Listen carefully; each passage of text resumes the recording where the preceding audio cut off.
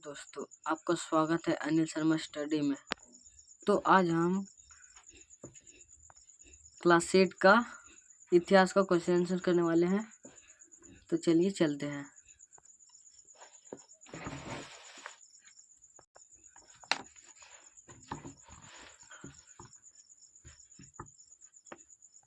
तो आज हम लोग चैप्टर 10 का क्वेश्चन और आंसर करेंगे। चैप्टर का नाम है राष्ट्रीय आंदोलन। राष्ट्रीय आंदोलन। तो हम लोग इस चैप्टर का क्वेश्चन आंसर करने वाले हैं। तो चलिए चलते हैं।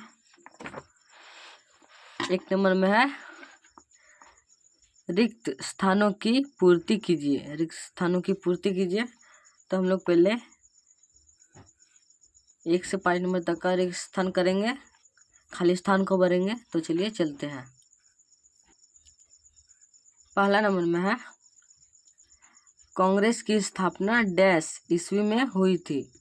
तो हमारा यहाँ पे रिक्त स्थान में हो जाएगा कांग्रेस की स्थापना 28 दिसंबर 1885 ईस्वी में हुई थी। पहला नंबर का आंसर है। अब दूसरा नंबर में देखते हैं। डैश को आधुनिक भारत का जनक कहा जाता है। डैश को आधुनिक भारत का जनक कहा जाता है। तो हमें पता है कि राजा राम मोहन राय को आधुनिक भारत का जनक कहा जाता है। दूसरा नंबर का आंसर है, जल्दी से लिख लीजिए। अब तीसरा नंबर में है प्लेग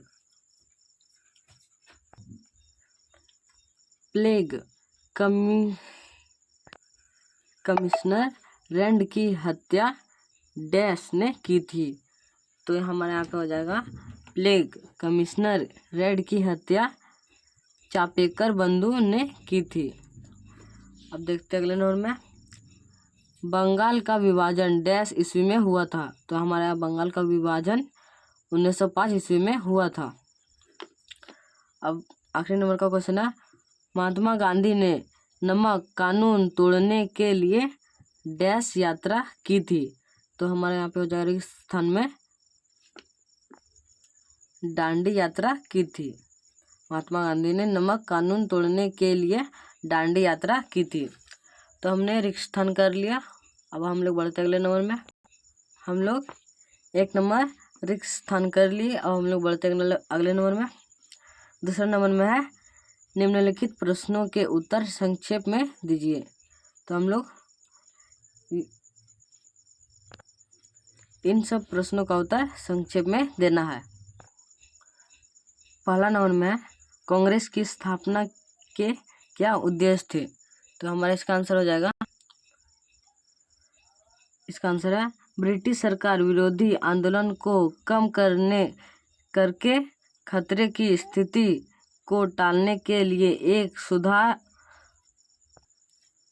सुरक्षा कपाट की व्यवस्था के उद्देश्य से कांग्रेस की स्थापना की गई थी। तो हमारा यहाँ तक का आंसर है। इसका आंसर यहाँ तक था, जल्दी से नोट कर लीजिए। अब बढ़ते अगले नंबर में।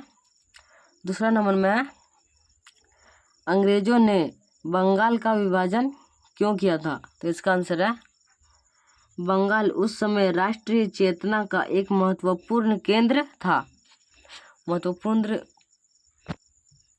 महत्वपूर्ण केंद्र था। बंगाल के लोगों में राजनीतिक जागृति काफ़ी प्रबल थी। विरोधी आंदोलन सख्ती हो रहा था। अतः लॉर्ड कर्जन ने 16 अक्टूबर 1905 को बंगाल का विभाजन कर दिया और प्रशासन को मजबूत करना कारण बताया। इसका आंसर यहाँ तक था, जल्दी से नोट कर लीजिए। अगला नंबर का क्वेश्चन है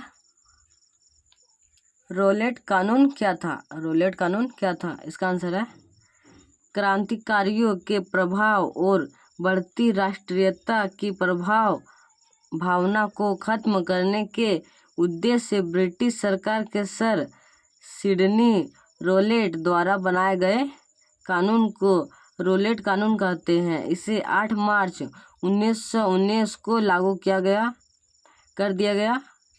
इस कानून के तहत मजिस्ट्रेट को यह अधिकार दिया गया कि वह किसी भी संदेहास्पद व्यक्ति को गिरफ्तार कर जेल भेज सकता है। आरोपी व्यक्ति को अपील, वकील और अलील करने की मनाही थी। इसे काला कानून कहा गया। इसका आंसर यहाँ तक था, जल्दी से लिख लीजिए। अब अगला नंबर का क्वेश्चन है, महात्मा गांधी ने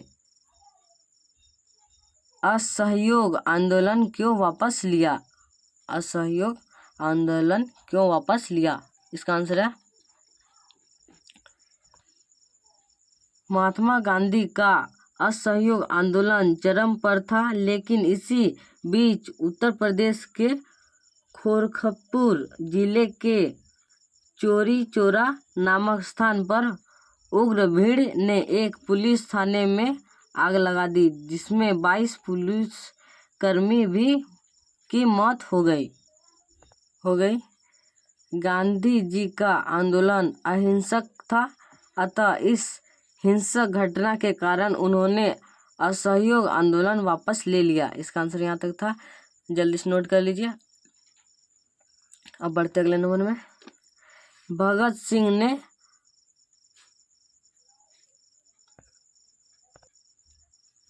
असेंबली में बम क्यों फेंका था? इसका आंसर है, ब्रिटिश सरकार को उसके द्वारा किए जा रहे भयानक शोषण से अवगत कराने के अनुसार बाहरों को सुनने के लिए 8 अप्रैल 1929 को केंद्रीय विधान परिषद में साथी टुकेश्वर दत्त के साथ भगत सिंह ने बम फेंका।